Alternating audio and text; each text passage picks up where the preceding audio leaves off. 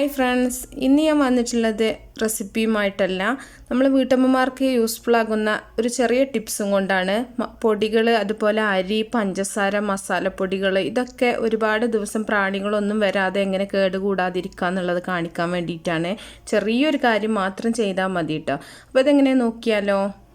നമ്മൾ അരിപ്പൊടി, ഗോതമ്പ് പൊടി, മൈദപ്പൊടി ഇതൊക്കെ ഒരുപാട് കൊടുന്ന് സൂക്ഷിച്ച് വെക്കുന്നവർക്ക് നല്ലൊരു ടിപ്പാണിത്. ഇത് എല്ലാവർക്കും അധികം ചിലവില്ലാണ്ട് ചെയ്യാൻ പറ്റുന്നൊരു കാര്യമാണ്. ബേ ലീഫാണ് കേട്ടോ അത്.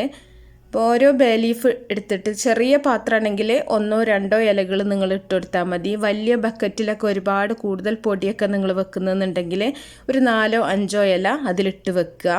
കഴുകി ഉണക്കിയ ഇല ഇട്ട് വെക്കുക കേട്ടോ. എന്താ വെച്ചാൽ പൊടി നമ്മൾ പിന്നെ കഴുകൊന്നുമില്ലല്ലോ, അതുകൊണ്ട് തന്നെ ഇല കൊണ്ടുവന്ന പാടിടരുത്. ഒന്ന് കഴുകിയിട്ടൊന്ന് ഉണക്കിയെടുക്കുക.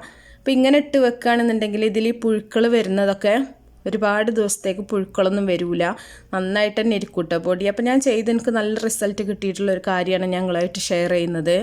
ഞാൻ ഇതുപോലെ നേരത്തെ കണ്ടിട്ട് ഒരു വീഡിയോയിൽ കണ്ടിട്ട് ചെയ്ത് നോക്കിയിട്ടുള്ളതാണ്. അപ്പോൾ എനിക്ക് നല്ല യൂസ്ഫുള്ളാണിത്. അപ്പോൾ നിങ്ങൾക്കിത് യൂസ്ഫുൾ ആയിരിക്കും എന്ന് വിചാരിക്കുകയാണ്.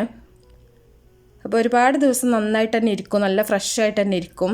ഇനി അതുപോലെ തന്നെ മസാലപ്പൊടികളിൽ നമ്മൾ കാണാറുണ്ട്, കുറേ ദിവസം വെച്ച് കഴിഞ്ഞാൽ ചെറിയൊരു കറുത്ത പുഴു വരാറുണ്ട്, ഒരു ചെറുത് കേട്ടോ.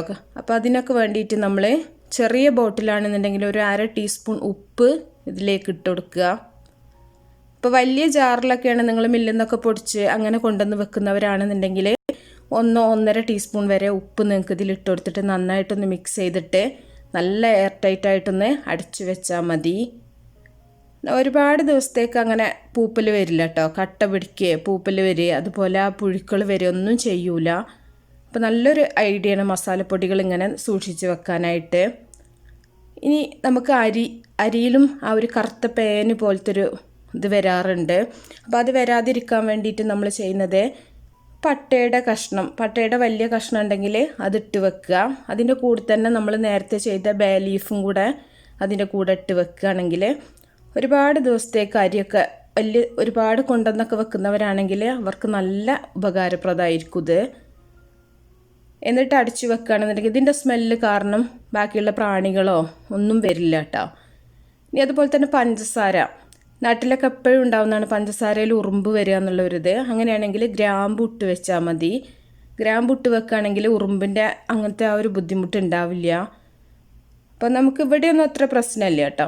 ഈർപ്പം കൂടിയ ക്ലൈമറ്റിലാണ് ഇത് കൂടുതൽ ഇങ്ങനത്തെ പ്രശ്നങ്ങളൊക്കെ വരുന്നത്. അപ്പോൾ ഇന്നത്തെ ഈ ഒരു ചെറിയ ടിപ്സ് എല്ലാവർക്കും യൂസ്ഫുൾ ആയിരിക്കും എന്ന് വിചാരിക്കണം. അപ്പോൾ എല്ലാവർക്കും ഇഷ്ടമായിട്ടുണ്ടാവും എന്ന് വിചാരിക്കണം. ഇഷ്ടപ്പെട്ടാൽ നിങ്ങൾ ലൈക്ക് ചെയ്യുക, എപ്പോഴും പറയുന്ന പോലെ തന്നെ ഇഷ്ടമായ ഷെയർ ചെയ്യുക. അതുപോലെ നിങ്ങളുടെ അഭിപ്രായങ്ങളൊക്കെ കമൻറ്റ് ബോക്സിൽ അറിയിക്കുക. അപ്പോൾ ഇനിയും നല്ല നല്ല വീഡിയോകളൊക്കെ ആയിട്ട് ഇൻഷാ അല്ലാഹ് നമുക്ക് അടുത്തൊരു ഇതിൽ കാണാം. ഓക്കേ.